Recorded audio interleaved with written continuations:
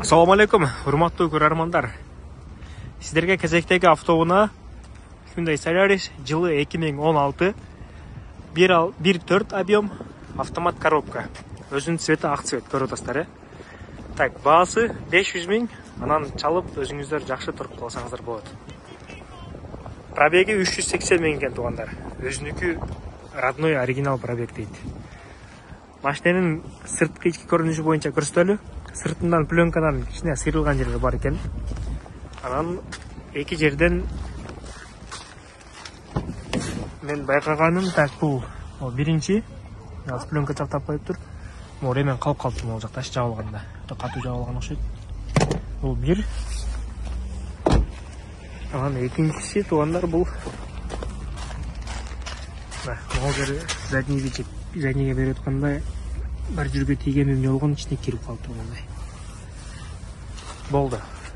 Калган жагынан анан ичине карарган жерлери бар, ал просто пленка сыйрылган дейт. Бамперлерден основном. Машинанын өзүнүн цвети айткандай жанагы ак. Сырты боюнча айтпайм эместерге, сырты боюнча калган жагы таза экен. Эпи боюнча, эпи дагы тура берсе болот экен, бирок страховкасы бүтүп тур туугандар.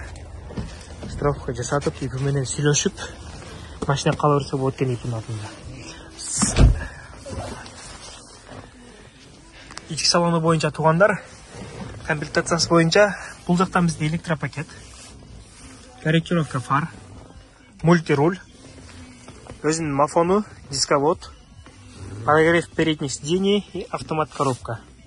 Анан туугандар Ева коврик. Так, машинеге подлокотник өзүнүкү эмес, коюлуп тур атайын. Так, пробегти 380 000 экен.